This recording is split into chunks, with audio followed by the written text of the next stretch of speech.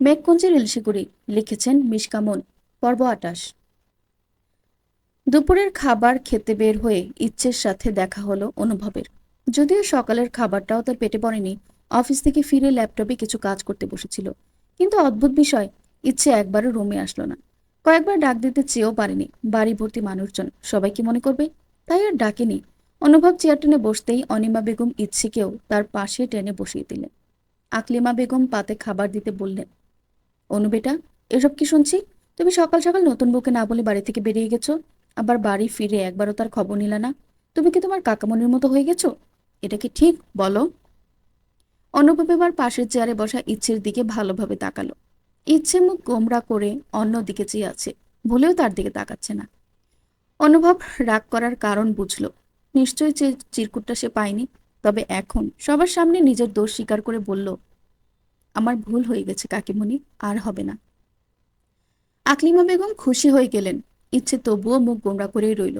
আনোয়ারা বেগম আর শফিক সাহেব মিটিমিটি হাসছিলেন। তাদের পারিবারিক বিষয়ে তারা কথা বলবে না, তবে মনে মনে দুজনেই বেশ খুশি হলেন। একটু পর আবির, আরিয়া, ওহি, জিনিয়া, জিহান একসাথে এসে খেতে বসলো। সবাই খাচ্ছে, তবে ইচ্ছে খাবার নাড়াচাড়া করছে, কিন্তু খাচ্ছে না। তা দেখে অনুভব ফিসফিস করে বলল, খাবারের ওপর রাগ করো না, ওদের তো দোষ নেই।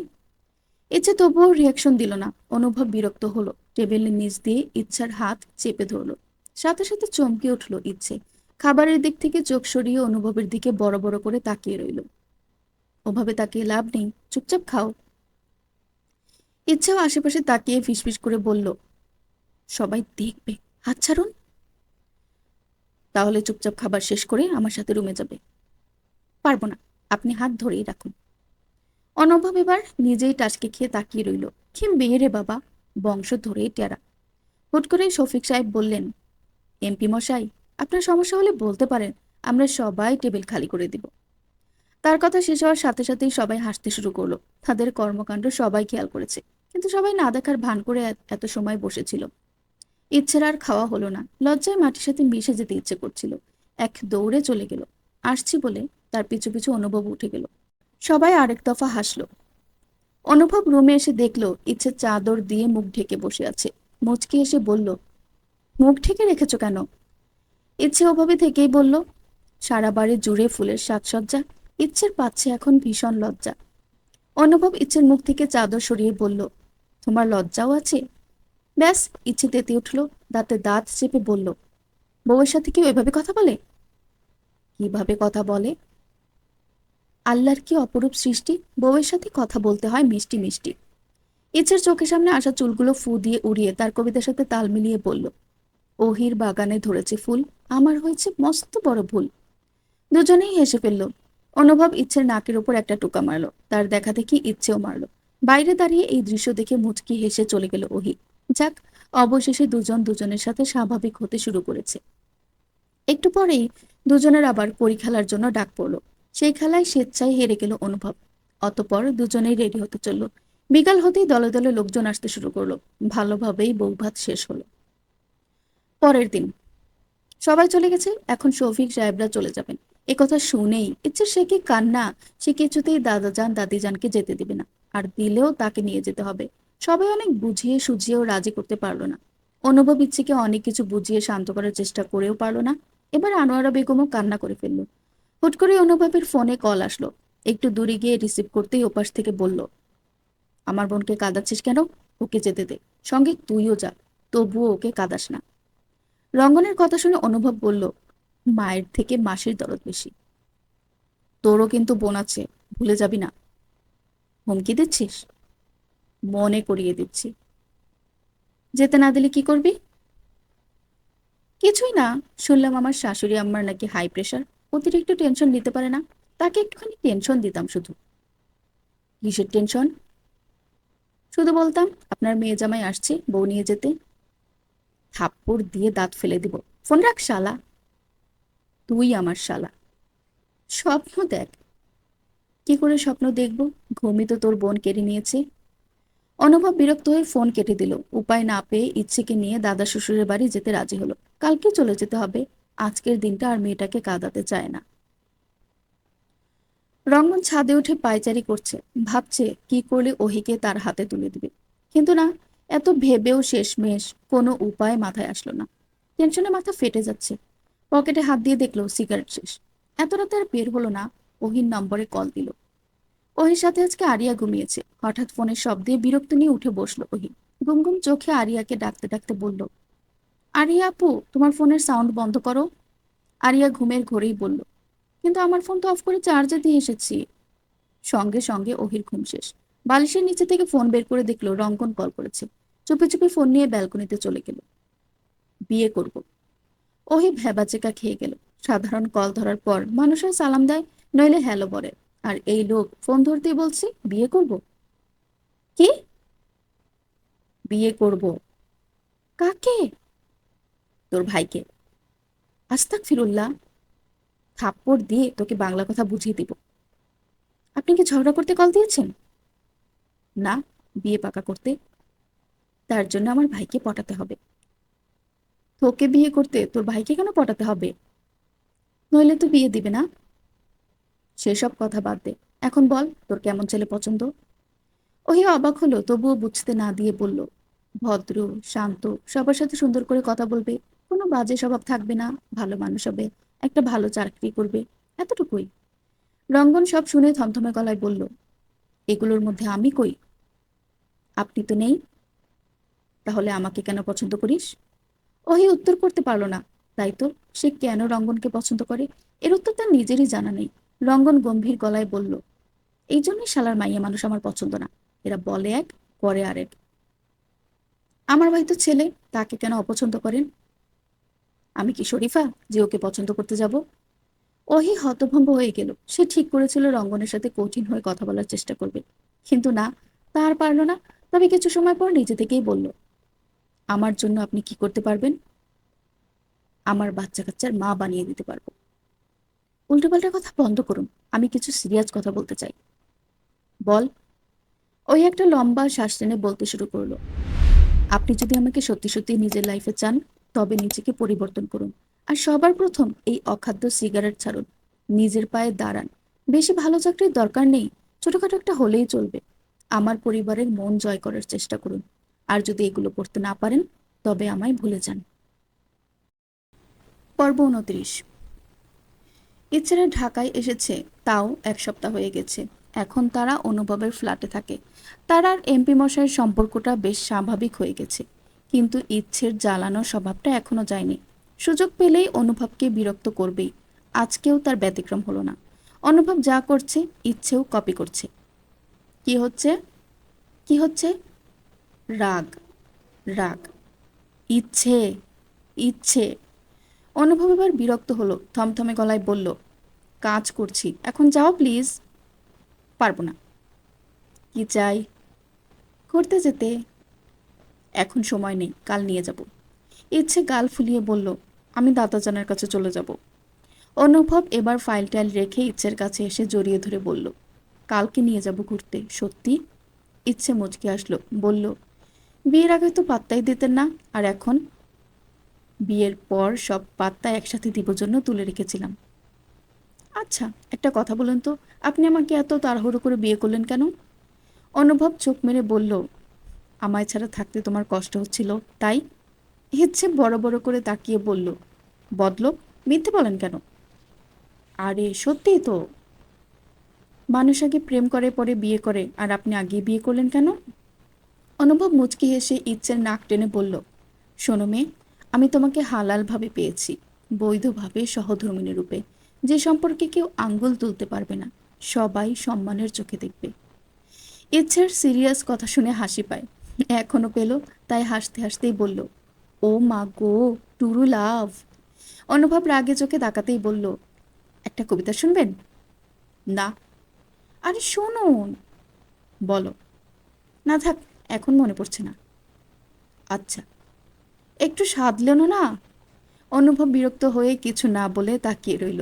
ইচ্ছে মুচকি এসে বলল, রাস্তাঘাটে চলছে ট্রাক, এমপি মশাই করেছে ডাক। ইচ্ছের ভুলভাল কবিতা শুনে অনুভব হেসে ফেলল। তাদের খুনসুটিময় দিনগুলো ভালোই কাটছে। ভার্সিটি শেষে ইচ্ছেদের আজকে রিকশায় উঠতে ইচ্ছে করলো না, তাই ফুটপাত ধরে হাঁটা ধরলো। ওহি চুপচাপ রাস্তা দিয়ে হাঁটছে। ইচ্ছে বকবক করছে, কিন্তু সেদিকে তার কোনো মনোযোগ নেই। তার মন পড়ে আছে অন্য জায়গায়। আজ 1 সপ্তাহ হলো রঙ্গনের কোনো খোঁজ খবর নেই। সেদিনের কথাগুলো বলার পর রঙ্গন আর কল করেনি। ওহিও তার জেদ ধরে রাখতে কল করেনি। হুট করে ইচ্ছে দাঁড়িয়ে পড়ল। ওহি হেঁটেই চলেছে। তার সাথেটা যে পেছনে রয়ে গেল সেদিকে তার কোনো খেয়াল নেই। ইচ্ছেও কিছু না বলে দাঁড়িয়ে রইল।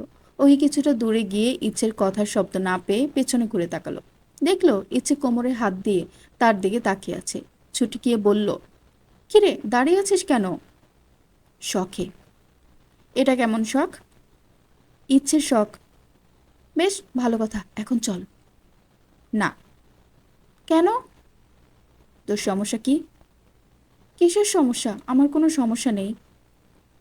তুই আমার চোখ ফাঁকি দেওয়ার চেষ্টা করবি না। কয়েকদিন ধরেই দেখছি উদাসীন হয়ে থাকছিস। সত্যি করে বল তো কি হয়েছে তোর? তেমন কিছু না। রঙ্গন ভাইয়া কিছু বলেছে? কথা হয়নি। কেন হয়নি? জানি না। ওহি, রাগ হচ্ছে আমার, বলবি তুই? ওহি নাক থেকে চশমা টেনে সোজা করলো। চোখ ছলছল করছে, এই বুঝি পানি গড়িয়ে পড়বে। ইচ্ছে তাকে কিছুটা সময় দিয়ে তাকিয়ে রইল। ওহি তাকে সেদিনের কথাগুলো খুলে বলল। ইচ্ছে অবাক হয়ে বলল, আমি ভাবতেই পারছি না তুই এগুলো বলেছিস। বলা উচিত হয়নি। ইচ্ছে হাত উঁচু করে ওহির মাথায় একটা চাটি মারতে চেয়েও মারল না। বলল, ধুর পাগল, একদম ঠিক বলেছিস। এত দিনে কাজের কাজ করেছিস। সে যদি তোকে সত্যিকারে ভালোবাসে তাহলে অবশ্যই তোর কথা মানবে। যদি না মানে? তাহলে বুঝবি কখনো ভালোবাসিনি। আমি তো বেসেছি। কষ্ট পাবি? ভীষণ। ইচ্ছে মুচকি হেসে ওহিকে জড়িয়ে ধরল। সান্ত্বনার স্বরে বলল, একদম কষ্ট পাবি না। ওই বেটার রঙ্গন যদি ঘাড়তারা হয় তবে আমিও মাথাতারা। একদম তুলে এনে হাত পা বেঁধে তোর সাথে বিয়ে দিয়ে ঘরজামা হিসেবে রেখে দেবো। ভুলে যাবি না, আমি কিন্তু এমপির বউ। হুম। ওহি হাসার চেষ্টা করলো। হঠাৎ পেছন থেকে কেউ ডাক দিল, তোমাদের মধ্যে ওহিকে? ইচ্ছে আর ওহি একে অপরের দিকে তাকালো। একটা মধ্যবয়স্ক লোক ওহিকে কেন খুঁজছে বুঝলো না। ইচ্ছে বলল, ওহিকে কেন খুঁজছেন আঙ্কেল? কথা বলবো। তুমি ওহি? না, ও। ওহির দিকে আঙ্গুল দেখিয়ে বলল। ভদ্রলোক ওহির দিকে তাকিয়ে গম্ভীর কণ্ঠে বললেন, আমি ইশতিয়াক পাঠান, রঙ্গনের বাবা। ওহি প্রচণ্ড অবাক হলো। মন বলল, তবে কি রঙ্গন তার কথা বাড়িতে বলেছে? সে কি কথাগুলো সিরিয়াসলি নিয়েছে? এই মেয়ে, কথা বলতে পারো না? ওহি হতমত খেয়ে গেল। আমতা আমতা করে বলল, না, আসলে। আসসালামু আলাইকুম আঙ্কেল, ভালো আছেন? ইচ্ছে মিটমিট করে হাসল। ইশতিয়াক পাঠান থমথমে গলায় জবাব নিয়ে বললেন, এত পরে? ওই উত্তর করল না, মাথা নত করে রইল। ইচ্ছে আবার কিছু বলতে চাইল, কিন্তু তাকে হাত দিয়ে ইশারা করে চুপ থাকতে বলল ইশতিয়াক পাঠান। অতপর বললেন, আমি সোজা কথা সোজাভাবেই বলতে পছন্দ করি। আমি জানি তুমি ভদ্র পরিবারের মেয়ে, তাই ভদ্রভাবেই বলছি। তুমি রঙ্গনকে ভুলে যাও। তার সাথে আর কখনো যোগাযোগ করো না, নইলে এর ফল ভালো হবে না। তার সাথে তোমার যায় না। এমন কটু কথায় অপমানে ওহির চোখ দিয়ে পানি গড়িয়ে পড়তে শুরু করলো। ইচ্ছে রেগে গেল। ওহির হাত শক্ত করে ধরে বলল, এটা আপনার কথা নাকি রঙ্গন ভাইয়ের কথা? আমার কথা। আপনার কথা আপনার ছেলে পালন করে? ইশতিয়াক পাঠান কিছুটা ভ্যাবাচাকা খেয়ে গেলেন। ইচ্ছের দিকে আর চোখে তাকিয়ে মিথ্যা বললেন, হ্যাঁ, অক্ষরে অক্ষরে পালন করে। ও, তাহলে বুঝি আপনিই তাকে বখাটে হতে বলেছিলেন? ইশতিয়াক পাঠান তাজ্জব বনে তাকিয়ে রইল। বিব্রত করে বললেন, না। আপনার কথায় ভেজাল আছে। তুমি জানো আমি কে? এই তো বললেন রঙ্গন ভাইয়ের বাপ। এত তাড়াতাড়ি ভুলে যাব? আমার স্মৃতিশক্তি এতটাও খারাপ নয়। ইশতিয়াক পাঠান রাগ কন্ট্রোল করতে পারলেন না। বললেন, তোমাকে তো আমি দেখে নিব। আরে থামুন তো, আমি অনুভব মির্জার বউ, এমন হুমকিতে আমি ভয় পাই না। বলেই ওহির হাত ধরে টানতে টানতে নিয়ে গেল। ওহি শুধু একটু পর পর চশমা সরিয়ে চোখ মুছছে।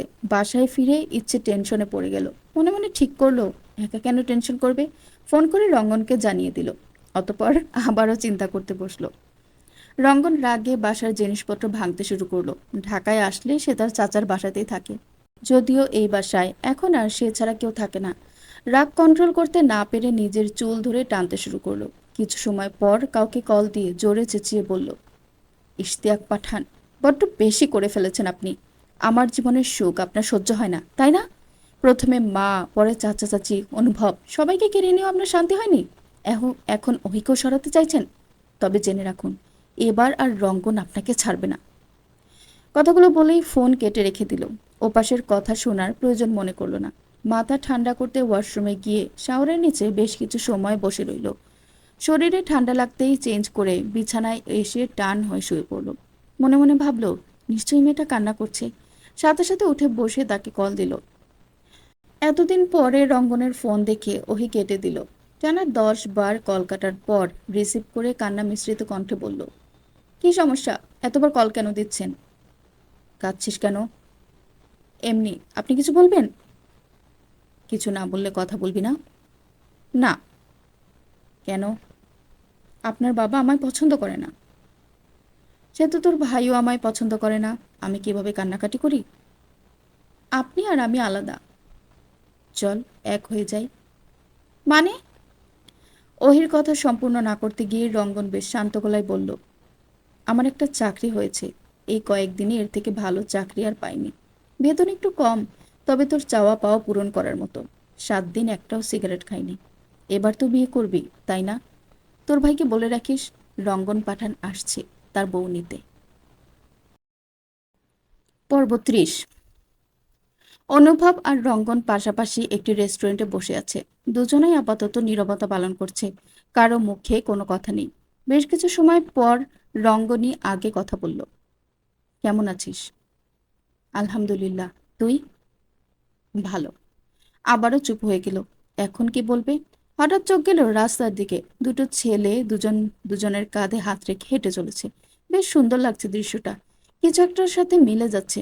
আঙ্গুল উঁচু করে অনুভবকে সেদিকে দেখালো। অনুভব সেদিকে তাকিয়ে মুচকি এসে বলল, ছেলে দুটিকে আমাদের মতো লাগছে না?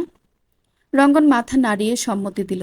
অনুভব আবার বলল, তোর মনে আছে, তোর পাল্লায় পড়ে একজনের ছাদ বাগানের আম চুরি করতে গিয়ে ধরা খেয়েছিলাম?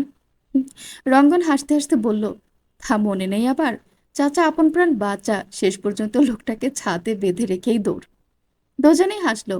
অনেকক্ষণ গল্প করেই কাটালো। একটা সময় পরে অনুভব সিরিয়াস হয়ে বসে বলল, তুই একটা বার আমাকে এসে সত্যিটা বলতি, তোর ভুলটা আমি ভাঙিয়ে দিতাম। তখন সেরকম পরিস্থিতিই ছিল না। হুট করে কোথায় চলে গিয়েছিলি? এখানেই ছিলাম। কিছুক্ষণ পর অনুভব বলল, খুঁজে পাইনি তো। ভুল বললি, খোঁজ দিতে চাইনি। অনুভব আবার বলল, তোর এখনো মনে হয় আন্টির মৃত্যুর পেছনে আমি দায়ী? রঙ্গন বলল, না। অনুভব আবার বলল, ক্লিয়ার কর। রঙ্গন দীর্ঘশ্বাস ফেলে বলল, মা মারা যাওয়ার পর আমি খুব বাজে ভাবে ভেঙে পড়ি। মায়ের থেকে দূরে থাকলেও মা আছে, এটা ভেবে ভালো থাকতাম। কিন্তু মা নেই, এটা আমি মেনে নিতে পারিনি। মায়ের সাথে আমার শেষ দেখাটাও হলো না। আর সে কথাটা আমার প্রাণপ্রিয় বন্ধু জেনেও আমার জানায়নি। এটা মানো আমার পক্ষে সম্ভব ছিল না। বাবা আমাকে বোঝায়, তদন্ত করে দেখবে। আমি মেনে নিলাম। তোকেও ভুল বুঝে দূরে চলে যাই। কোনো কিছু ভালো লাগতো না। ভীষণভাবে একা হয়ে পড়ি। বাবার সাথে কোনো কালেই আমার ভালো সম্পর্ক ছিল না। সবসময় রাগ হতো। নিজের একাকিত্ব দূর করতে উল্টাপাল্টা জিনিসে আসক্ত হয়ে যায়। সিগারেট হয়ে যায় আমার নিত্যদিনের সঙ্গী। নিজের যত্ন নেওয়াটাও ভুলে গেলাম। বন্ধুত্ব হলো কিছু বখাটে গোছের ছেলেপেলেদের সাথে। তাদের টাকা দিলে যা বলতাম তাই করত। সারা দিন পিছু পিছু করত। বাবা আমাকে মায়ের থেকে দূরে সরিয়েছিল, তাই তাকেও শিক্ষা দিতে প্রচুর টাকা খরচ করতাম।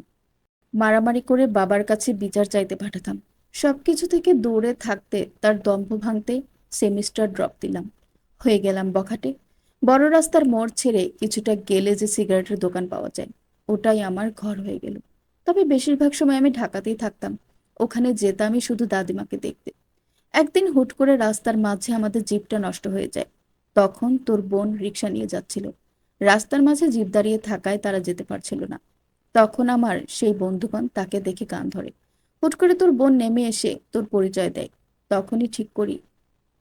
অনুভব তাকে থামিয়ে দিয়ে বলল, তাকে প্রেমে ফেলে আমায় কষ্ট দিবি। কিন্তু হলো তো উল্টো। তার প্রেমে তুই পড়ে এখন আমার পিছু পিছু ঘুরছিস। সবই নিয়তি। কিন্তু বিশ্বাস কর, মেয়েদের নেশা আমার কোনো কালেই ছিল না। তাদের আমি অনেক সম্মান করি। আমার মা শিখিয়েছে। শুধু ওহির সাথে অমন করতাম। তুই খোঁজ নিয়ে দেখতে পারিস। অনুভব মুচকি হাসলো। এগুলো সবই তার জানা। তবুও মনোযোগী শ্রোতার মতো শুনছে। রঙ্গনকে থামতে দেখে বলল, তারপর বল, তোর ভুল ভাঙলো কি করে?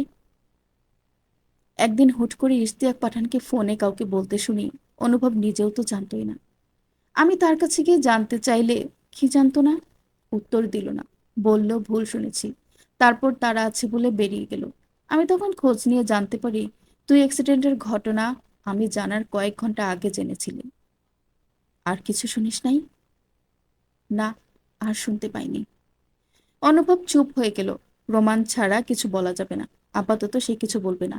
এত বছর পর সত্যটা জানতে পারলো, কিন্তু তার মাথায় আসছে না ইশতিয়াক পাঠান কেন তার নাম নিয়েছিল। না, বের করতে হবে। তার ভাবনার মাঝেই রঙ্গন বলল, ভালোবাসি। কাকে? তোকে। জানি। তোর বোনকেও। তাও জানি। চাকরি পেয়েছি এসএস কোম্পানিতে। তুই জানিস? হ্যাঁ। এর পেছনেও হাতটা তোর, তাই না? কে জানি, হতে পারে। হেয়ালি করছিস? তোর থেকে শেখা। তোর বোনকে দিবি? একটা শর্তে। বলে ফেল। তোকে ঘর জামাই থাকতে হবে। অনুভব ভাবল রঙ্গন হয়তো রাজি হবে না, কিন্তু তাকে অবাক করে দিয়ে রঙ্গন বলল, আরে আমি তো ঘর জামাই হওয়ার জন্য এক পায়ে দাঁড়িয়ে আছি, তুই অফারটা দিতে লেট কেন করলি? তুই জীবনে ভালো হবি না। আরে আমি ভালো হয়ে গেলে তোকে আর কেউ ভালো মানুষ বলবে? তখন সবাই আমাকে নিয়ে পড়ে থাকবে। অনুভব দীর্ঘশ্বাস ফেলে ভাবল একে কিছু বলে লাভ নেই, তবে একটা চমক অবশ্যই দেওয়ার আছে। উঠে দাঁড়ালো। তাকে উঠতে দেখে রঙ্গন নিজে উঠল। অনুভব ইশারা করে পেছনে তাকাতে বলল। রঙ্গন পেছনে তাকাতেই ঝড়ের বেগে কেউ এসে তাকে জড়িয়ে ধরল। প্রথমে বুঝতে একটু দেরি হলো, যখন বুঝলো তখন মুখে হাসি ফুটল। রঙ্গন ভাইয়া, তুমি আমার আপন ভাইয়া। ইচ্ছের কথা শুনে রঙ্গনের চোখ ছলছল করে উঠল। কি বলবে বুঝলো না, তাই চুপ করে রইল। এবার অনুভব ইচ্ছেকে কাছে টেনে এনে চোখ মুছিয়ে দিতে দিতে বলল, কিরে, আমার বউকে কাঁদাচ্ছিস কেন? কথা বল। রঙ্গন হুট করে অনুভবকে জড়িয়ে ধরে বলল, সরি দোস্ত। It's okay. তুই এত ভালো কেন? তুই এত খারাপ এই জন্য? ওকে সব বলেছিস? হুম। এবার ইচ্ছের সাথে কথা বল। ইচ্ছে, বোন আমার, এদিকে আয়। পাশাপাশি চেয়ার টেনে বসলো দুজন। টেনা 2 ঘন্টা যাবৎ দুই ভাই বোন গল্প করলো। ইচ্ছে তো 1000 বার জিজ্ঞেস করেছে, তুমি আমার ভাইয়া? তাদের গল্প দেখে অনুভব অবাক চোখে তাকিয়ে রইল। মনে হচ্ছে কতদিনের চেনা জানা। সারাটা সময় ইচ্ছে রঙ্গনের হাত ধরেছিল, যেন হাত ছাড়লেই তার ভাইটা আবার হারিয়ে যাবে। তবে এত কিছুর মধ্যেই রঙ্গনের অভিযোগ কমল না। ওইকে কেন সাথে আনেনি এটা নিয়েই 2-4টে কথা শুনিয়ে দিল। কিন্তু অনুভব সেদিকে পাত্তা না দিয়ে বলল, অনেক গল্প হয়েছে, এখন এক জায়গায় চল। রেস্টুরেন্ট থেকে বেরিয়ে গাড়ি নিয়ে সোজা কাজী অফিসে গেল। তা দেখে রঙ্গন অবাক হয়ে বলল, এখানে কেন? বিয়ে করবি না? আজকেই? কোনো সমস্যা? না, আমি অলওয়েজ রেডি। চল। ভেতরে ঢুকতেই দেখলো ওহি মুখ গোমরা করে বসে আছে। তার পাশে আবির, আরিয়া, জিনিয়া, জিহান সবাই বসে আছে। রঙ্গিন গিয়ে ওহির পাশে বসতেই সে উঠে দাঁড়ালো। তাকে উঠতে দেখে সবাই অবাক সুরে বলল, কিরে, কই যাচ্ছিস? ওহি মুখ ফুলিয়ে বলল, করবো না আমি বিয়ে। কেন? আমার ইচ্ছা। ইচ্ছে ছুটে এসে বুঝিয়ে সুঝিয়ে রঙ্গনের পাশে বসিয়ে দিল। তাকে বসতে দেখে রঙ্গন টিটকানি মেরে বলল, কিরে, বিয়ে করবি না বলে? চলে যাব কিন্তু। যা। ওহি চুপ করে রইল। রঙ্গন ওহির দিকে ভালোভাবে তাকিয়ে ফিসফিস করে বলল, বউ বউ লাগছে না, শাড়ি পরে আসতি। আপনাকেও জামাই জামাই লাগছে না, পাঞ্জাবি পরে আসতেন। আমি তো জানতামই না আজকে আমার বিয়ে। আমিও জানতাম না। দেখলি তোর খাসটা বাই নিজে কত বড় অনুষ্ঠান করে বিয়ে করলো, আর তোকে পালিয়ে বিয়ে দিচ্ছে। আবারও আমার ভাই দুর্নাম করছেন। কাজে প্রচন্ড বিরক্ত হলো, চোখ মুখ কুঁচকে বলল, তোমরা যত গল্প বিয়ের পরে কইরো, তোমাদের পর আরো 2টো বিয়ে আছে। যদি গল্পগুজব জলদি শেষ করতে ভালো হতো। পর্ব 31। ইচ্ছে ফিক করে হেসে ফেললো। সবাই মিটমিট করে হাসলো। অনুভব কিছু না বলে তাকিয়ে রইল। তার বোনটা দেখতে দেখতে কত বড় হয়ে গেল। কালকে রাতেই ইচ্ছের কাছে সব বলার পর তার বাবা আর মায়ের সাথে রঙ্গনের বিষয়ে কথা বলেছে। তারা জানিয়েছে অনুভবের ওপর তাদের বিশ্বাস আছে। এ সময় রঙ্গনের একজন কাছের মানুষ বড্ড প্রয়োজন। এই কয়েকদিন ওহি নিজের যা অবস্থা বানিয়েছে, তাদের এভাবে বিয়ে দেওয়ার কারণ সব ঝামেলা মিটিয়ে তাদের বিয়ে দিতে দিতে অনেক দেরি হয়ে যাবে। নিজের চোখের সামনে ছোট বোনকে কাঁদলে দেখলে কোনো ভাইয়ের ভালো লাগে? শেষ পর্যন্ত এটাই সিদ্ধান্ত নিয়েছে। আরও ঠিক করে রেখেছে সবকিছু সমাধান হয়ে গেলে তাদের আবার বিয়ে দিবে বড় করে, অনুষ্ঠান করে, তার নিজের বিয়ের থেকেও বড়। সবাই দেখবে আর বলবে, দেখেছিস, অনুভব মির্জার বোনের বিয়ে হচ্ছে। একটা খাতায় প্রথমে সই নিল, অতঃপর মৌখিক কিছু বিষয় বুঝিয়ে বলল, বেশি টাকা দেনমোহর এখন রঙ্গনের পক্ষে দেওয়া সম্ভব না, তাই অনুভব অল্প করেই রাখতে বলল। কবুল বলতে বলায় ওহির আগে রঙ্গন বলল। হাজি থতমত খেয়ে বলল, তুমি পরে বাবা, আগে মেয়ে। প্রিয় বন্ধুর কাণ্ডে অনুভব নিজেও হেসে ফেলল। ওহি কবুল বলতে বলতে বেশ কিছুটা সময় নিল। এই সময় রঙ্গন আর তাকে কিছু বলল না, কিছুটা সময় দিল। অতঃপর রঙ্গনের পালা আসতেই সে একদমে 3 বার কবুল করে নিল। ছেলেদের বিয়েতে বাবার মতামত না হলেও চলে, কিন্তু মেয়েদের বেলায় হয় না। ওহির পরিবারের সবার মত নিয়ে বিয়ে হলো। তবে ইশতিয়াক পাঠানকে জানানোর প্রয়োজন মনে করল না। করবে কেন? কেউ কি বিপদ ঢাকঢোল পিটিয়ে ডেকে আনে? যাই হোক, বেশ ভালোভাবে বিয়েটা মিটে গেল। সেখানে আর ভিড় না জমিয়ে বাসার উদ্দেশ্যে রওনা দিল। বাসায় ফিরে অনুভব রঙ্গনকে ওহির রুম দেখিয়ে ফ্রেশ হয়ে নিতে বলল, কিন্তু তার তো কোনো কাপড় চোপড় নেই এখানে। অনুভব নিজেই আসলো পিছু পিছু তার জন্য পাঞ্জাবি নিয়ে, হাতে ধরিয়ে দিতে দিতে বলল, যা চেঞ্জ করে নি। যাচ্ছি, কিন্তু কি? রঙ্গন অসহায়ের মতো ফেস বানিয়ে বলল, এই অসহায় নিষ্পাপ বাচ্চাটাকে তুলে আনলি, আবার তোর বোনের সাথে বিয়ে দিলি, কিন্তু এখনো পর্যন্ত খেতে কেন দিচ্ছিস না? খিপটে নিত কোথাকার।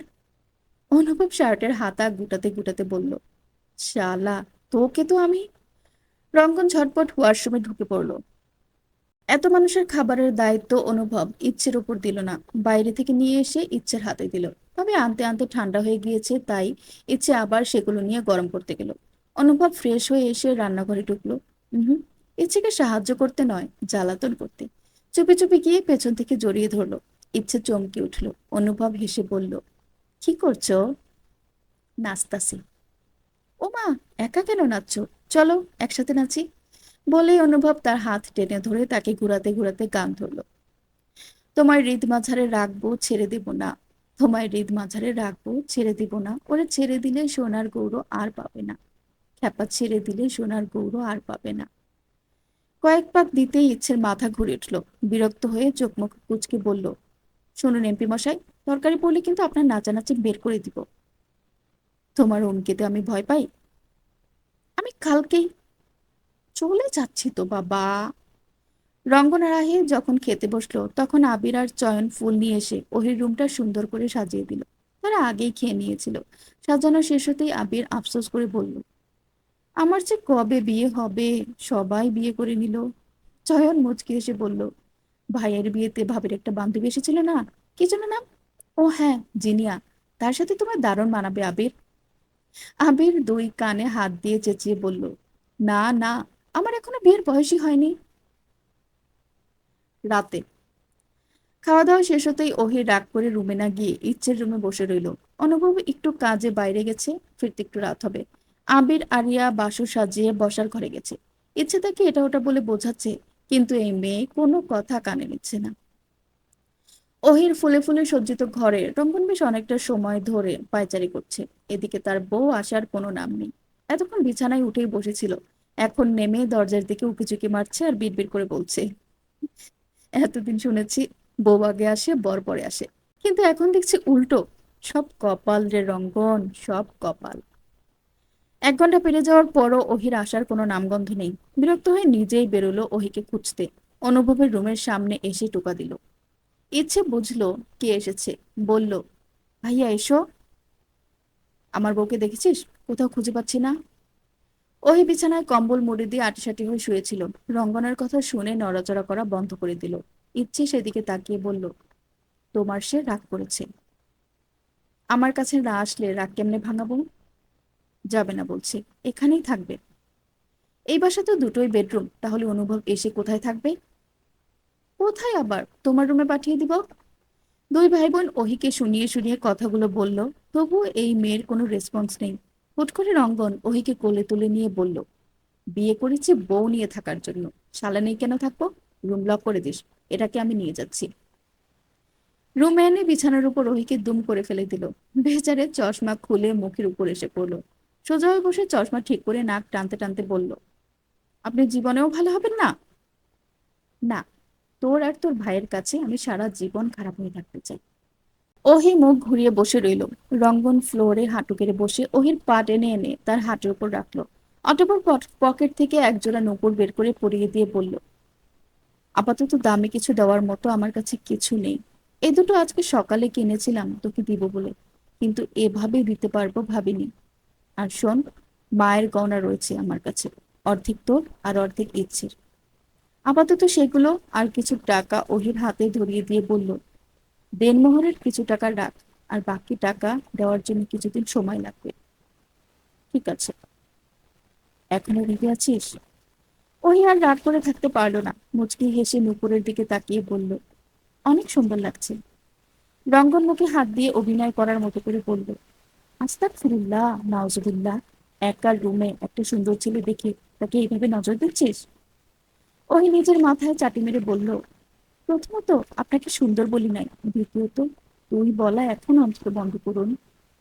রঙ্গন সে কথা পাত্তা না দিয়ে ওহিকে রাগাতে বলল, ভীষণ সিগারেট খেতে ইচ্ছে করছে, ধরাবো?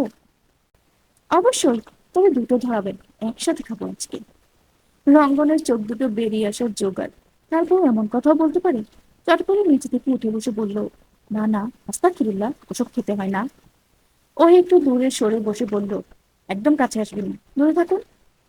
রঙ্গন বিছানায় টান টান হয়ে শুয়ে পড়ে ওর হাত ধরে টান দিয়ে কাছে এনে বলল, দূরে থাকবে মানে? আমার বাচ্চা কাচ্চা কান্নাকাটি করছে দুনিয়া আসার জন্য। আর শোন, আমার ছেলের সাথে তোর ভাইয়ের মেয়ের বিয়ে দিব, অতঃপর তোর ভাইকে নাকে দড়ি দিয়ে দিবে, তাই আগে ভাগেই তাকে আনার ব্যবস্থা করতে হবে। পর্ব ৩২। সকাল সকাল ইচ্ছে উঠে পড়েছে। কয়বেলা বাইরের খাবার এনে খাওয়াবে? বাড়ির বউ হিসেবে তার একটা দায়িত্ব আছে না? সে কি আর হাতে পায়ে ছোট আছে যে রান্নাবান্না পারবে না? বেশ পারবে। যে ভাবনা সেই কাজ। কোমরে ওড়না পেঁচিয়ে লেগে পড়লো কাজে। প্রথমে ফ্রিজ থেকে মাংস বের করে ভিজিয়ে রাখলো। তারপর রুটি বানানোর জন্য চুলায় গরম পানি বসিয়ে দিল। এই সময় পেঁয়াজ, মরিচ, রসুন, আলু কাটতে লাগলো।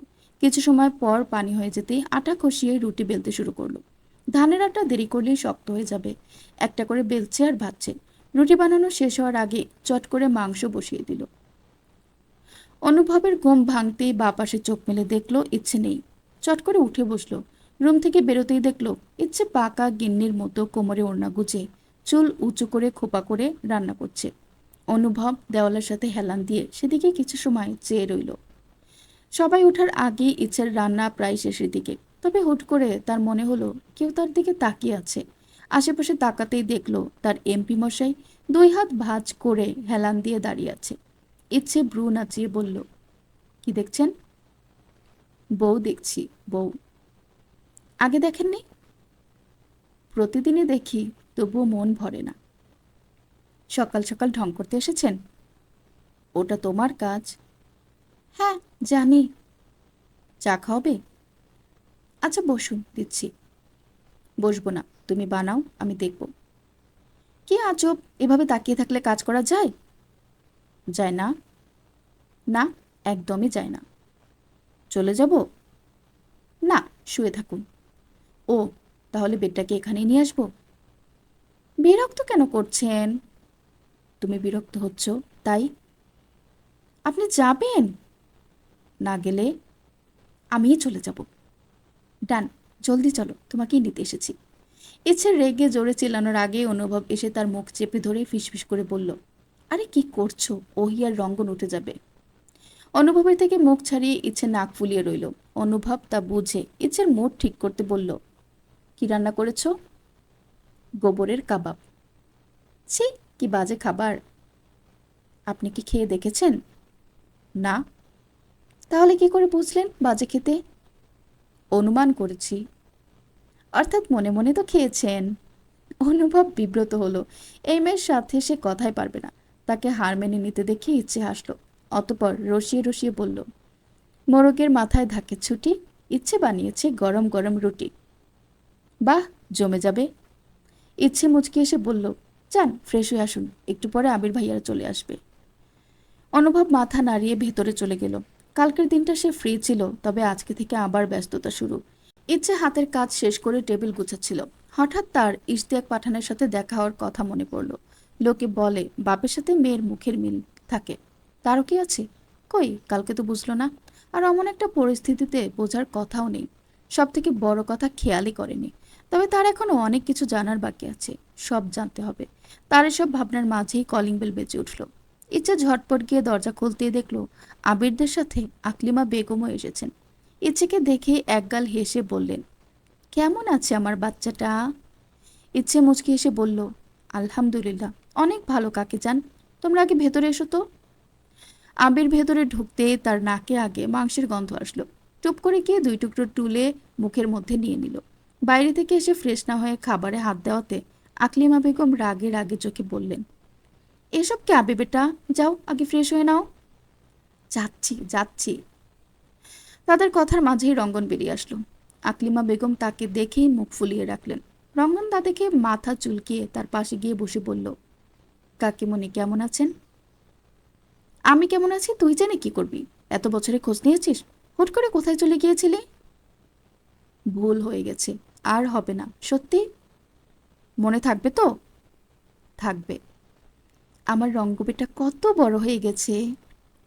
অনুভব রুম থেকে আসতে আসতে বললে, বেটা তো আর নেই, এখন জামাই হয়ে গেছে। একদম। আর তোর দুলাভাই? আমি তোর দুলাভাই, তুই আমার শালা। তুই আমার শালা?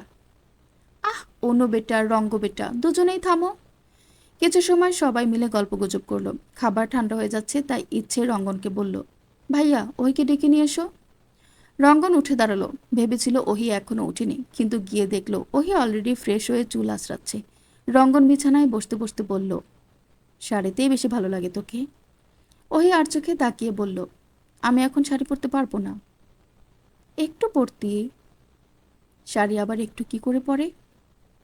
তাহলে পুরাই পর। ওই বিরক্ত হয়ে চুপ করে রইল। এই লোকের সাথে কথা বলে লাভ নেই। তার আপাতত ইচ্ছের কাছে যেতে হবে। রুম থেকে বের হতে চাইল, কিন্তু তার আগে রঙ্গন চট করে গিয়ে দরজা লক করে দিল। কি হলো? একটা ছেলে আর একটা মেয়ে। কি? কিছু না, এদিকে আয়। ও এর হাত ধরে টেনে পাশে বসিয়ে দিল। বলল, আর একটু থাক, ভাল লাগছে। বাড়ি ভর্তি মানুষজন। কে বলল? আমি সবার কণ্ঠ শুনেছি। রঙ্গন ওহির কোলে চট করে শুয়ে পড়ে বলল, সকাল সকাল সুন্দরী বউকে যেতে দিতে ইচ্ছে করছে না। ওই কিছু বলল না, রঙ্গনের মাথায় হাত বুলিয়ে দিতে লাগলো। রঙ্গন আবার বলল, তোর ঘুম হয়েছে? হুম। ওহির ছোট্ট জবাব। রঙ্গন হতাশ সুরে বলল, কোথায় সকাল সকাল জামাইয়ের থেকে গান শুনতে চাইবি? এমন পালাই পালাই কেন করছিস? আচ্ছা, বলুন। রঙ্গন সত্যি সত্যিই গান ধরল। ভালোবাসি বলে দাও আমায়, বলে দাও, হ্যাঁ সব কবুল। তুমি শুধু আমারই হবে, যদি করো মিষ্টি এই ভুল। হাতে হাত রাখতে পারো, সন্ধি আঙ্গুলে আঙ্গুল। ভালোবাসা বাড়াতে আরো, হৃদয় ভীষণ ব্যাকুল। ওই চোখ বন্ধ করে গানটা শুনল। গান শেষ হতেই রঙ্গনের ফোনে কল আসলো। রঙ্গন উঁচু করে দেখলো অঙ্কন কল দিয়েছে। রিসিভ করতেই কিছু একটা বলে কেটে দিল। রঙ্গন মুখ কালো করে উঠে দাঁড়ালো। ওই অবাক হয়ে জিজ্ঞেস করলো, কি হয়েছে? ইশতিয়াক পাঠানের মা মারা গিয়েছে, আমাকে যেতে হবে। আপনার দাদি? আমার কেউ না, বলেই রুম থেকে বেরিয়ে গেল। ওহি তার যাওয়ার দিকে চেয়ে রইল। আনোয়ারা বেগম কাল থেকে মুখ গোমরা করে বসে আছেন। শফিক সাহেব অনেকবার কথা বলার চেষ্টা করেছে, তবুও কথা বলছে না। গিন্নি, তুমি কি সত্যি সত্যি আর আমার সাথে কথা বলবে না? না। কিন্তু কেন? তুমি ইচ্ছের কথা তার ভাইকে কেন বলতে অনুমতি দিলে? সে যদি এখন ইচ্ছেকে নিয়ে যেতে চায়? শফিক সাহেব হাসলেন। এতক্ষণে বুঝলেন রাগ করার আসল কারণ। বললেন, কোথায় নিয়ে যাবে? ভুলে যাচ্ছ সে এখন অন্য কারো বউ, যেন তেন লোকের বউ নয়, এমপির বউ। আমাদের কাছে যদি আর না আসতে দেয়? তুমি বড্ড বেশি ভাবছো। তুমি বুঝবে না আমার মনের অবস্থা। তাহলে কে বুঝবে? কেউ না। শফিক সাহেব মুচকি হেসে এগিয়ে গিয়ে স্ত্রীকে জড়িয়ে ধরে বললেন, তোমার ইচ্ছে তোমারই থাকবে। আনোয়ারা বেগম মুখ গোমরা করে বললেন, আজকে তো কল দিল না ইচ্ছে। তার কথা শেষ হওয়ার আগেই ইচ্ছের কল আসলো। বেশ কিছু সময় দুজন কথা বলল। অতঃপর আনোয়ারা বেগমের মন ভালো হয়ে গেল। তাকে হাসতে দেখে শফিক সাহেব বললেন, বউ আমার সবাইকে ভালোবাসে, শুধু আমায় ছাড়া। পর্ব 33। রঙ্গনকে একা ছাড়ল না অনুভব।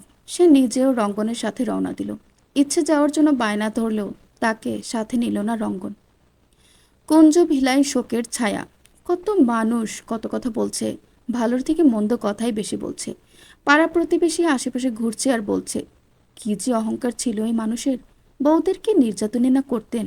এখন পরপারে গিয়ে বুঝবে কোনো অহংকারই আর টিকবে না। আসলে দুদিনের জীবনে আমরা কতই না উতলা হয়ে থাকি। মরার ভয় আর কয়জন করি? মরার ভয় করলে কেউ আর কোনো পাপ কাজ করতে পারতো না। তার বলে যাওয়া কথা আর কর্ম দিয়েই সবাই এখন তাকে বিচার করবে। ইয়াসমিন বেগমের লাশ সদর দরজা বরাবর নিচে রাখা হয়েছে। অনেক মানুষ এসে দেখে দেখে যাচ্ছে। কালকের মাঝরাতে সম্ভবত মারা গেছেন। তার সাথে যে নার্সটা থাকতেন তিনি কালকে রাতে থাকতে পারেনি। শর্মিলা বেগম নিজেও অসুস্থ, আরেকজনকে টানার শক্তি এখন আর তার ছিল না। সকালে যখন ইশতিয়াক পাঠান জানতে পারলেন তার মা আজকে একা ছিলেন, দৌড়ে রুমে গিয়ে দেখেন মায়ের নিঃশ্বাস চলছে না, বন্ধ। দীর্ঘদিন যাবৎ অসুস্থ থাকায় কেউ কেউ বলেছেন মরে গেছে, ভালো হয়েছে, বেঁচে গেছেন। ইশতিয়াক পাঠান মায়ের লাশের পাশে পাথরের মতো বসে আছেন, না কথা বলছেন আর না কান্না করছেন, শুধু চেয়ে চেয়ে দেখছেন। অঙ্কন তার পাশে বসে সান্ত্বনা দিচ্ছে। মানুষের কথার আঘাত রু অবধি পৌঁছায়। ইয়াসমিন বেগমের কথার আঘাত রঙ্গনের মা মেনে নিতে পারলেও সে কোনো দিন মেনে নিতে পারেনি। প্রচণ্ড রাগ হতো, তবুও ছোট থাকায় কিছুই করতে পারতো না। তাই আজ তার মৃত্যুতে তাকে নড়াতেও পারল না। আসলে জীবনে কিছু মানুষকে কখনো মাফ করা যায় না। রঙ্গন বাসায় ঢুকে সোজা শর্মিলা বেগমের রুমে চলে গেল। পিছু পিছু অনুভব নিজেও গেল। বিস্তারিত বর্ণনা তিনিই তাদের দিল। অনুভব সব শুনে শুধু দীর্ঘশ্বাসই ফেলল। একটু পরে অঙ্কনও সেখানে আসলো। কিছু সময়ের ব্যবধানে অনুভব বেরিয়ে পড়ল। তার আর সময় নেই, এখন যেতে হবে। এত মানুষের ভিড়ে ইশতিয়াক পাঠান তাকে আর খেয়াল করল না। রঙ্গনের সব কাজ শেষ করে বাড়িতে ফিরতে ফিরতে সন্ধ্যা লেগে গেল। এক সপ্তাহ পর বেশ ভালোই কাটছে চারজনের সংসার। ইশতিয়াক পাঠান রঙ্গনের বিয়ের কথা জেনেও এখনো কিছু বলেনি। এই বিষয়টা অনুভবের ঠিক হজম হয়নি, তবুও সে চুপ করে আছে। এর মাঝে অনিমা বেগম এসে তাদের সাথে দেখা করে গেছে। যদিও রঙ্গনকে তার খুব একটা পছন্দ হয়নি, কিন্তু মেয়ের ভালো থাকার জন্য সেটাও প্রকাশ করেননি। ওহির বিয়ের কথা শুনে আফসোসের শেষ নেই জিনিয়ার। কত কথাই না শোনালো, শেষ পর্যন্ত আজকে ট্রিট নিয়ে তবেই ছেড়েছে। আর সাথে ফ্রিতে নিয়েছে আবিরের নম্বর। বেশি জোর করাই ওহি দিয়েছে। আর সাথে কথা নিয়েছে, সে যে নম্বর দিয়েছে এটা যেন ভুল করেও না বলে। জিনিয়াও রাজি হয়ে গেছে। রাতে আবির বসে গভীর মনোযোগ দিয়ে বই পড়ছিল। হঠাৎ ফোনের শব্দে মনোযোগ নষ্ট হলো। বিরক্ত নিয়ে ফোন হাতে তুলল। অচেনা নম্বর দেখে কিছু সময় চেয়ে রইল, অতঃপর ধরল। হ্যালো, আসসালামু আলাইকুম, কে বলছেন? আপনার ভালোবাসার মানুষ। ওহ, মা বোন তো বাড়িতেই আছে। আপনি নিশ্চয়ই আমাদের বাড়ির কাজের খালা। জিনিয়া নাক মুখ কুঁচকে ফেলল, বলল, আমি আপনার শখের নারী। আবির নিজেও থতমত খেল। বয়সটা চিনতে বেশি সময় লাগলো না। এমন নয় সে বহুত ভালো মানুষ, কিন্তু ছোট বোনের বান্ধবীর সাথে লাইন মারবে, বিষয়টা কেমন দেখায়? তাও যদি একটু ভালো মাইয়া হতো। এত একটা বারুদ। শুনুন, আমার কোনো শখের নারী বখের নারী নেই। ভুল জায়গায় কল দিয়েছেন, রাখছি। আরে দাঁড়ান দাঁড়ান, ফোন কাটবেন না, কথা আছে। তাড়াতাড়ি বলুন, আমার কাজ আছে। এই নাম্বার কি আপনার কাছেই সবসময় থাকে? আবির বিব্রত বোধ করলো। নিজের পার্সোনাল নম্বর আর কার কাছে থাকবে? বলল, না, এলাকার সবার কাছেই থাকে। আর কিছু? জিনিয়া হাসলো। না, লোকটাকে জ্বালাতে তার ভালোই লাগছে। হুট করে আবির ফোন কেটে ব্লক করে শুয়ে পড়ল। আপাতত পড়ার মুড শেষ, একটু পরে আবার উঠে পড়বে। জিনিয়া জানতে এমনই হবে, তাই বাড়ির সব কয়টা সিম একসাথে নিয়ে বসেছে। আবার কল দিল, আবির ধরল না। বেশ কয়েকবার দেওয়ার পরে কিছু কড়া কথা শোনাতে ধরল। কি সমস্যা? আপনি তো সমস্যা, কল কাটছেন কেন? দেখুন, আমি আপনার সাথে প্রেম করতে পারবো না, তাই সে আশা ছেড়ে দিন। আমি আপনাকে প্রেমের প্রস্তাব কখন দিলাম? আবির নিজের মাথায় হাত দিয়ে বিড়বিড় করে বলল, ঘাড় পাল্লায় পড়ল। কিছু একটা ভেবে বলল, আপনি আমাকে বিরক্ত করলে আমি খুশি হব। জিনিয়া হেসে ফেলল। নিজে বলে নিজেই থতমত খেল আবির। সে না লাগাতে ভুলে গেছে। অতঃপর ফোন অফ করে রেখে দিল। না, এখন এটা ছাড়া উপায় নেই। থাকুক একটু, অফ থাকুক। ওদের পুরো দমে ক্লাস চলছে। কয়েকদিন পরে পরীক্ষা। কোম্পানির চাকরি মানেই কষ্ট। রঙ্গন এখন আর আড্ডা দেওয়ার সময় পাচ্ছে না। রাত 8টায় বাসায় আসে, সকাল 10টায় অফিসে চলে যায়।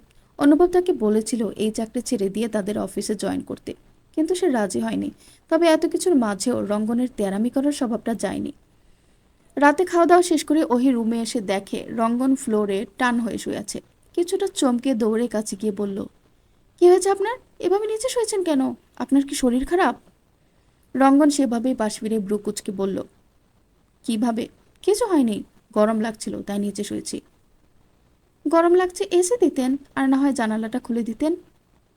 আমার ইচ্ছে। ওই বিরক্ত হয়ে উঠে যাচ্ছিল, তার আগে রঙ্গন হাত ধরে টেনে পাশে শুইয়ে দিয়ে বলল, তুইও থাক, আজকে নিচে ঘুমাবো, ভাল লাগবে। কি জ্বালা, খাট রেখে নিচে কেন ঘুমাবো? আমি বলেছি তাই। আমি পারবো না, আমার ঠান্ডা লেগে যাবে।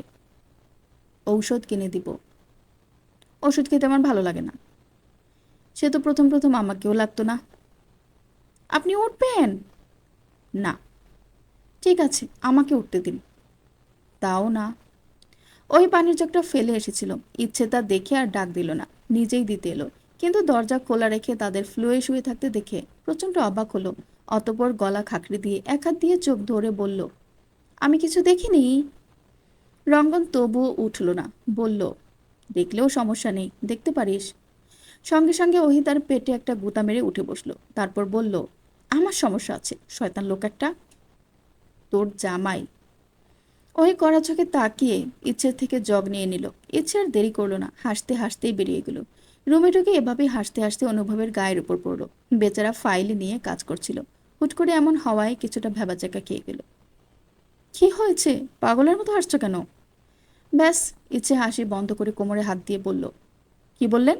আমি পাগল? কোনো সন্দেহ আছে? অবশ্যই আছে।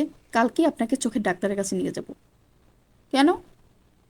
এই যে একটা সুস্থ স্বাভাবিক ভালো একটা মেয়েকে চোখে না দেখে পাগল চোখে দেখছেন, তার জন্য।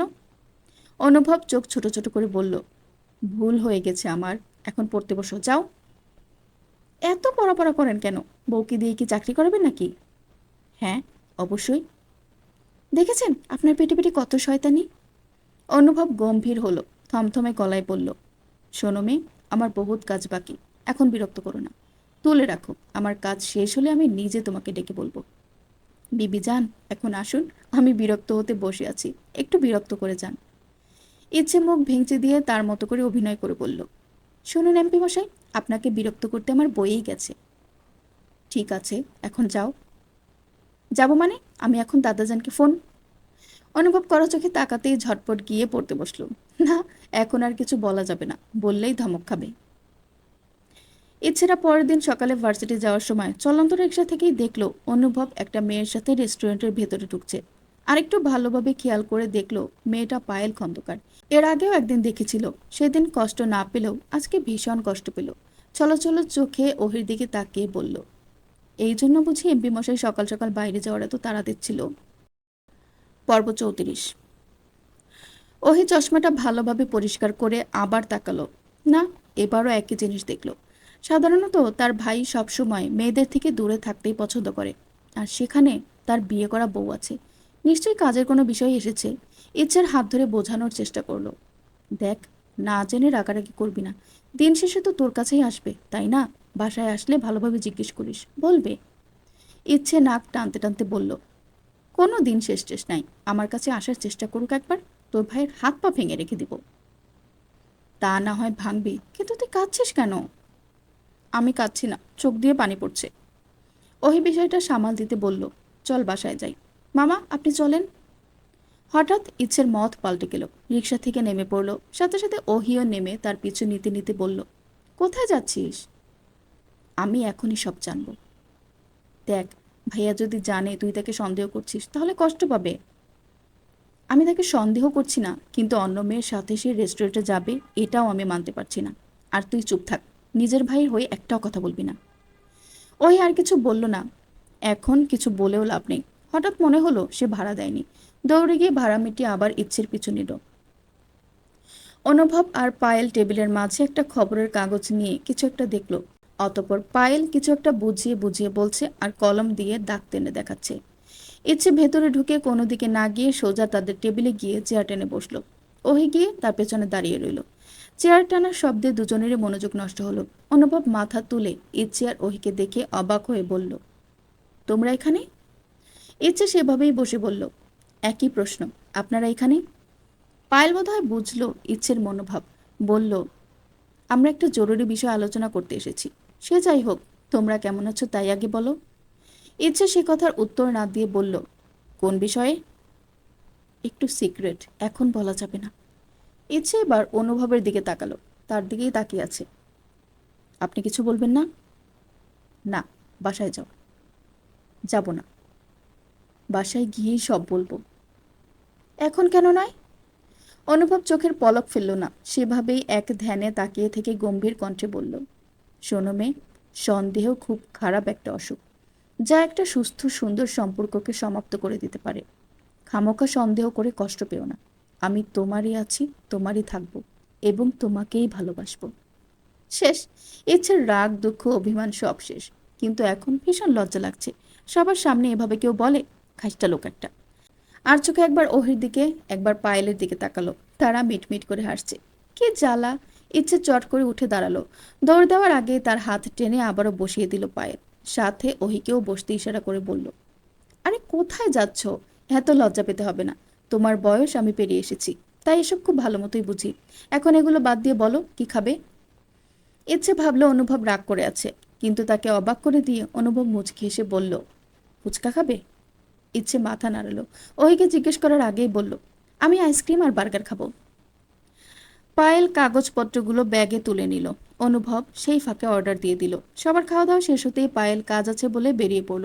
অনুভব তাদের দুজনকে নিয়ে গাড়িতে উঠে বসলো, তাদের নামিয়ে দিয়ে নিজের কাজে চলল।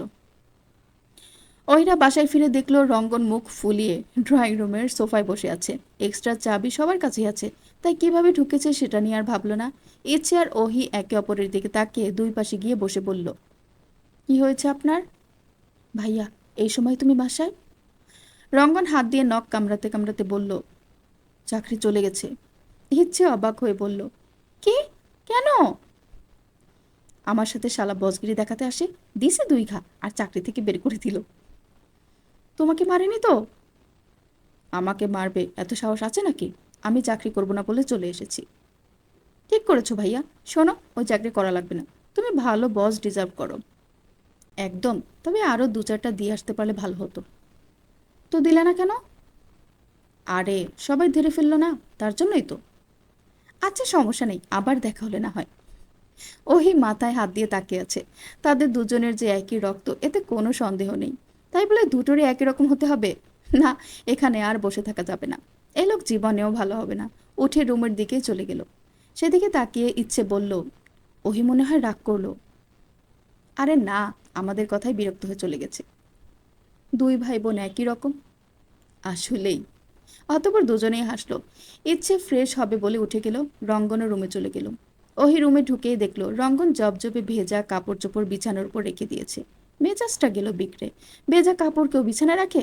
রাগে দাঁতে দাঁত চেপে হাত দিয়ে তুলে ছুঁড়ে মারলো। রঙ্গন মাত্রই রুমে ঢুকছিল, মুখের উপর ঠান্ডা কিছু পড়তে দেখে চমকে উঠে ক্যাচ ধরে বলল, এগুলো ছুঁড়ে মারছো কেন? ওহি তেরে এসে বলল, এগুলো কোথায় রেখেছিলেন? রঙ্গন গাজরা ভাব নিয়ে সেগুলো ব্যালকনিতে রেখে এসে বলল, আর বলিস না, গোসল শেষে ওগুলো নিয়ে মেলার জন্য বের হয়েছি, আর হুট করে তোর ভাইয়ের ফোন আসলো। ব্যালকনিতে যেতে যেতে কেটে যেত, আর সোফায় রাখলেও ভিজে যেত, তাই বিছানায় রেখেছি। সোফা ভেজার কথা ভাবলেন আর বিছানার কথা ভাবলেন না? অবশ্যই ভেবেছি। শোন, বিছানার চাদর তুলে তুই ধুতে পারবি, কিন্তু সোফা তুলে তো আর পারবি না। ওহি মাথায় হাত দিয়ে বসে পড়ল। না না, এই লোককে সোজা বানাতে না পারলে তার জীবনে শান্তি আসবে না।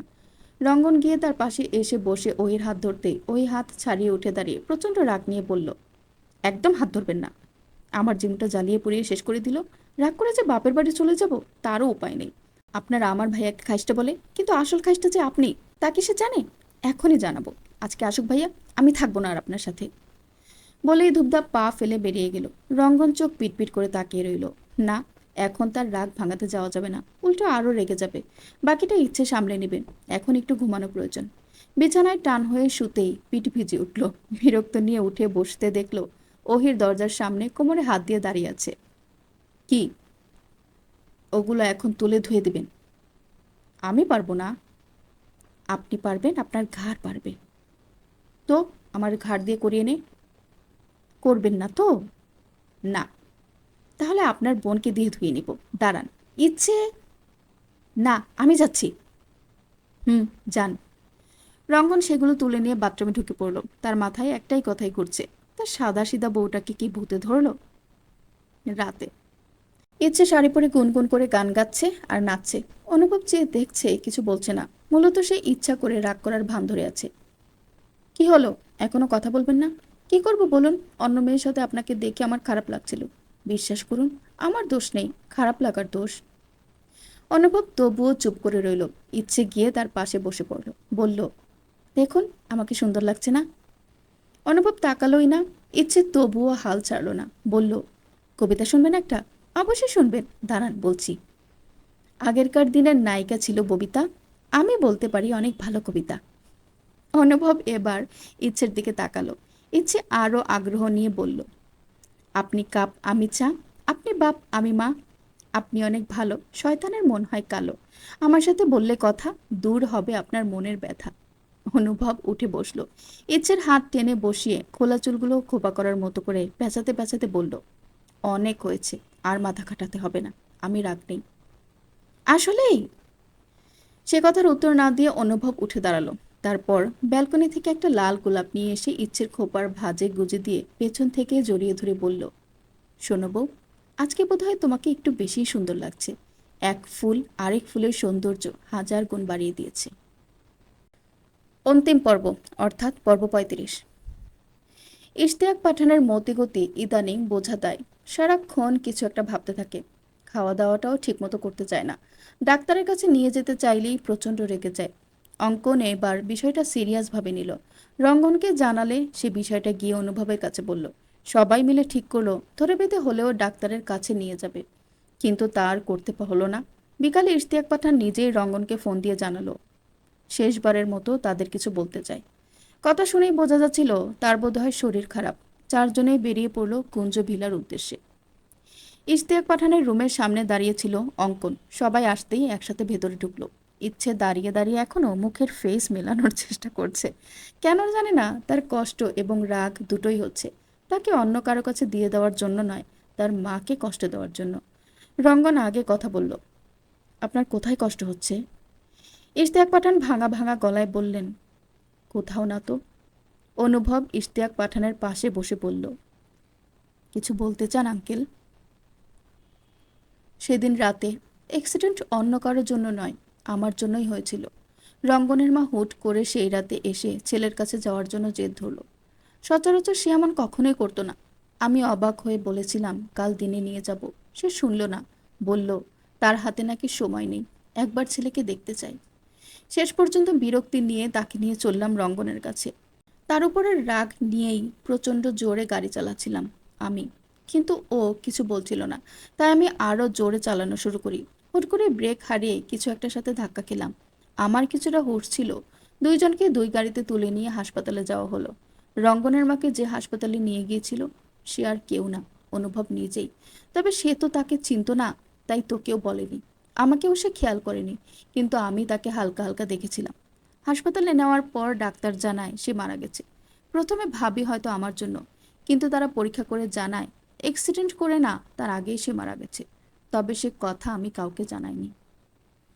রঙ্গন আহত চোখে তাকিয়ে বলল, মায়ের মৃত্যুর খবরটা আমাকে কেন দিলেন না? তোর পরীক্ষা খারাপ হবে ভেবে। আপনি কি মানুষ?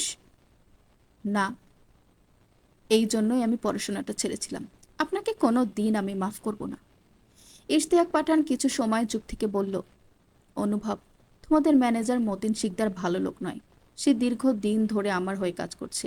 আর তোমাকে ফাঁসানোর কারণ ছিল, তোমার বাবার সাথে আমার একটা শেয়ার ছিল। সেখানে কিছু গন্ডগোল হওয়ায় সে আমাকে বাদ দিয়ে দিয়েছিল। তাই আমি যখন জানলাম তুমি তার ছেলে, তখন আর চাইনি আমার ছেলে তোমার সাথে বন্ধুত্ব রাখুক। ওহি হঠাৎ ছোট ছোট করে তাকিয়ে বলল, আপনার কি কষ্ট হচ্ছে? উত্তর দিলেন না। অনুভব ভাবল একবার কি ইচ্ছের কথা বলবে। এতটা সময় ইচ্ছে একটা কথাও বলেনি। সে চুপ করে দেখল। রঙ্গন হঠাৎ ইচ্ছের দিকে তাকিয়েই কিছু বলার প্রস্তুতি নিতে ইশতিয়াক পাঠানের নাক মুখ দিয়ে রক্ত উঠতে লাগলো। সবাই ধরাধরি করে হাসপাতালে নিয়ে যেতেই মৃত ঘোষণা করা হলো। আর সাথে জানানো হলো ইশতিয়াক পাঠান সুইসাইড করেছে। কেন, কি কারণ, এসব বলার জন্য তো আর তিনি বেঁচে নেই। বিদায় বেলাতেও ইচ্ছের পরিচয়টা তার জানা হলো না। কিছু সত্য গোপনে রয়ে গেল। তবে এত কিছুর পরেও ইচ্ছে আর রঙ্গনের চোখে অশ্রু গড়াতে ভুলল না। ইচ্ছেদের পরীক্ষা শেষ, কিছুদিনের ছুটি পেয়েছে, বাড়িতে অলস সময় কাটাচ্ছে তারা। রঙ্গন পড়াশোনার পাশাপাশি নতুন চাকরি পেয়েছে, যে গ্যাপটা ছিল তা পূরণ করার চেষ্টা। অনুভব আজকে সমাবেশে গেছে, সেখানে গরিব মানুষদের খাদ্য আর পোশাক বিতরণ করবে। ইচ্ছেও যেতে চেয়েছিল, কিন্তু তাকে আর নিল না অনুভব। পরের দিন সবাই মিলে ওহিদের বাড়ির উদ্দেশ্যে রওনা দিল।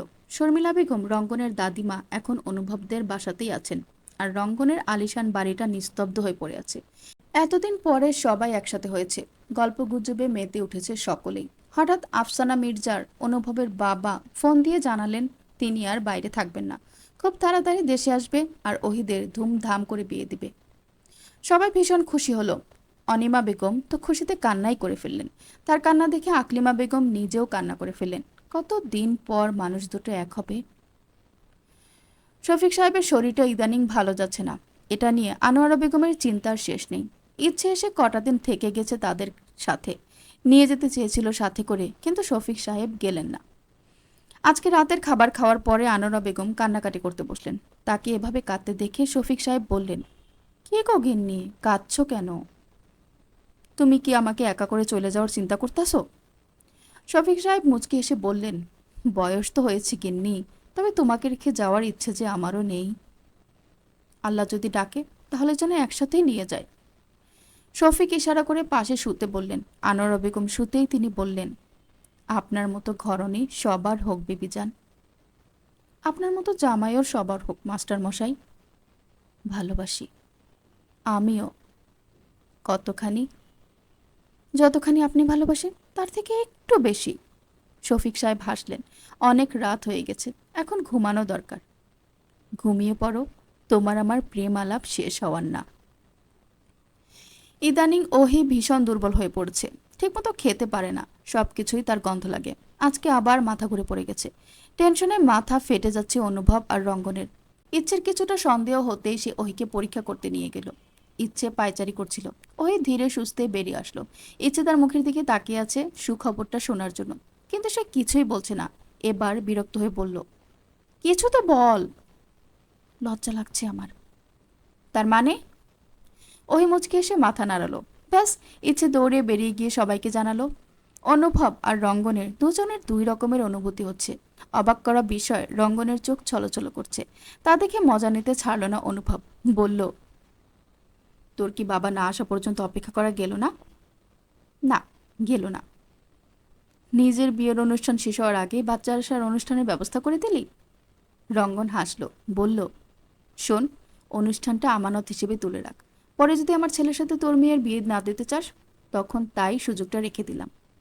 অনুভব মুখ ভেঙিয়ে বলল, আশায় থাক, আমার মেয়েকে তোর ঘরে দিব না। রঙ্গন উঠে দাঁড়ালো, যেতে যেতে বলল, সে উত্তর পরে দিব, আগে তোর বোনকে দেখে আসা যাক। ওই ঘরে বসে নিজে নিজেই হাসছিল। রঙ্গন পেছন থেকে গিয়ে তাকে জড়িয়ে ধরে বলল, কিরে, হাসছিস কেন? জানেন না নাকি? জানি, তবে আবার বল। পারবো না। বলতো, আমাদের ছেলে কার মতো হবে? ছেলেই হবে? আপনি শিওর? অবশ্যই। তাহলে আর কার মতো হবে? আপনার মতোই।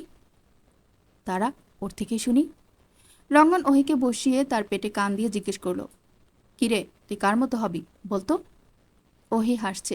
রঙ্গন নিজে বসেই তার দিকে তাকিয়ে বলল, ভালোবাসি তোকে। আমি বাসি না। কেন? আপনি তুই বলাটা কি এখনো বাদ দিবেন না? না, তোকে আর তোর ভাইকে তুই বলতে আমার অনেক ভাল লাগে। ঢং। রঙ্গন হেসে ওহির হাত ধরে বলল, আমার অগোছালো জীবনটাকে সুন্দর করে সাজিয়ে দেওয়ার জন্য অনেক অনেক ধন্যবাদ বউ। তোকে জ্বালাতন করতে আমার ভীষণ ভালো লাগে, আর আমি সারা জীবন এই কাজটাই করতে চাই। সবাই তো ভালোবেসে পাশে থাকে, আমি না হয় জ্বালিয়েই পাশে থাকলাম। ভালোবাসাটা হয়তো ঠিকমতো প্রকাশ করতে পারি না, কিন্তু সত্যি এটাই, আমিও আপনাকে ভালোবাসি। ইচ্ছে ভীষণ খুশি। আনোয়ারা বেগম ফোন দিয়ে জানাতেই তিনি বললেন, তুই কবে নিবি? ব্যাস, তার মাথায় এখন এটাই ঘুরছে। মুখ ফুলিয়ে রুমে ঢুকে চুপচাপ বিছানার উপর বসলো। অনুভব একটা বই পড়ছিল। ইচ্ছেকে আসতে দেখে রেখে দিল। বলল, এই তো খুশিতে নাচানাচি করছিলে, আবার কি হলো? ইচ্ছে মুখ ফুলিয়েই বলল, আমারও বাচ্চা চাই। আমাদের বাচ্চা আপনাকে কি বলে ডাকবে? এই টেনশন কি তোমার শেষ? ধর, ওসব এখনো মনে রেখেছেন? রাখবো না বলছো? হুম, আচ্ছা, আমাদেরও হবে। এদিকে এসো। ইচ্ছে এগিয়ে যেতে অনুভব বইয়ের ভাঁজ থেকে একটা চিঠি বের করে তার হাতে ধরিয়ে দিতে দিতে বলল, শোনো মেয়ে থেকে শোনো বউ হয়ে গেছো, তাই বলি কি চিঠি দেওয়া বাদ দিয়ে দিবে? আর চিঠি দাও না কেন? আবারও চিঠি দিবে, বুঝেছ? আর এটা দিলাম তোমাকে মনে করিয়ে দিতে। ইচ্ছে অবাক চোখে তাকিয়ে চিঠি খুলে পড়তে লাগলো। প্রিয় বউ, ভালোবাসি ভালোবাসি ভালোবাসি, তোমাকে আমি ভীষণ ভালোবাসি। আমার হাজারো ক্লান্তি দূর করতে তুমি নামক একটা মানুষ হলেই যথেষ্ট। মানুষ কত রকমের ভাবে প্রিয় মানুষের রাগ ভাঙায়, আর তুমি ভাঙাও তোমার সেই বিখ্যাত কবিতা শুনিয়ে। বিষয়টা কিন্তু বেশ ইউনিক। কখনো হয়তো বলি না, তবে আজ বলছি। তোমার লজিকহীন কবিতাগুলো আমার ভীষণ পছন্দ। শোনো বউ, আমি তোমাকে ভালোবাসার চাদরে মুড়িয়ে নিজের কাছে সারা জীবন রেখে দিতে চাই। জীবনে প্রথম চিঠি লিখছি, কি লিখবো বুঝতে পারছি না, তাই আপাতত ইতি টানলাম। ইতি, তোমার অপ্রিয় থেকে প্রিয় হওয়া এমপি মশাই। ইচ্ছে চট করে অনুভবকে জড়িয়ে ধরল, একটু রয়ে শয়ে পড়ল। আমাদের বাড়ির কাছে আম আসে 12 মাসি। শুনুন এমপি মশাই, আমি আপনাকে ভীষণ ভালোবাসি। 7 বছর পর। আমি তোকে বধ করব লে তম, তাহলে তুই আমার কথাতে উঠবি আর বসবি। বধ করবি মানে? না না, বধ বধ। বধ মানে বস করার কথা বলছিস? হুম, বধ। সকাল সকাল কি মামুনির হাতে মার্টার খেয়ে মাথাটা কি গেছে নাকি জের তোর? না, মালকাই দি, তুই একদম নলবি না। আমি এখন বধ করব তোকে। আমাকে কেন বশ করবি? তুই যাতে সারা জীবন আমার কথা মতো চলিস, সেই জন্য। শালা না, ওটা সারা হবে। কিন্তু তুই এই কথা কোথায় শুনেছিস তাই বল। লায়লা কালা বলেছে আমাকে। কি? কেন? আমি আজকে টিভিতে বাগানে লায়লা কালা দেখতে দেখেছি। আমি গিয়ে বললাম, বদ কি? বলল, কই কিছু না তো। তুমি এখানে কেন মা? আগে তুমি বলো কেন এসেছো, নইলে কিন্তু। নইলে কি? নইলে আমি বাবাকে বলে দিব তুমি দালোয়ান চাচুকে দেখে মিটমিট করে আছো। তারপর বলে দিল, ডাকে বধ কলা হয় সে সব কথা তুনে। রায়ান বিরক্ত হলো, থমথমে গলায় বলল, দেখ আরশি, সকাল সকাল মেজাজ গরম করিস না আমার। কানে নিচে একটা থাপ্পড় দিতে চাটে দাঁত ফেলে দিব। আরশি রেগে তাকিয়ে বলল, আল, আমি কি তোকে তেলে দিব? হুম, তুই আর তোর বাপ আমার কিচ্ছু করতে পারবি না। হ্যাঁ, তোকে আমি। বলেই রায়ানের হাতে কামড় বসিয়ে দিল। বেচারা মাথায় সে 2-4টি কিল বসিয়ে দিল। রঙ্গনের ইচ্ছে ছুটে এসে তাদের ছাড়িয়ে দিল। অতপর একে অপরের দিকে অসহায় চোখে তাকালো, যার অর্থ এদের বিয়ে দেওয়ার আশা বোধ হয় আশাই রয়ে যাবে। তো শুনলেন মিশকামুন আপুর লেখা মেঘকুঞ্জের এলশিগুড়ি গল্পের পর্ব 28 থেকে পর্ব 35 পর্যন্ত। আর গল্পটি শেষ হয়ে গেল। তো নতুন কোনো গল্প শুনতে চাইলে অবশ্যই কমেন্ট করে জানাবেন, আর চ্যানেলটিকে সাবস্ক্রাইব করে আমার সাথেই থাকবেন। ভিডিওটিকে লাইক করে দিবেন, শেয়ার করবেন, আর অবশ্যই সবসময় পাশে থাকবেন। ধন্যবাদ।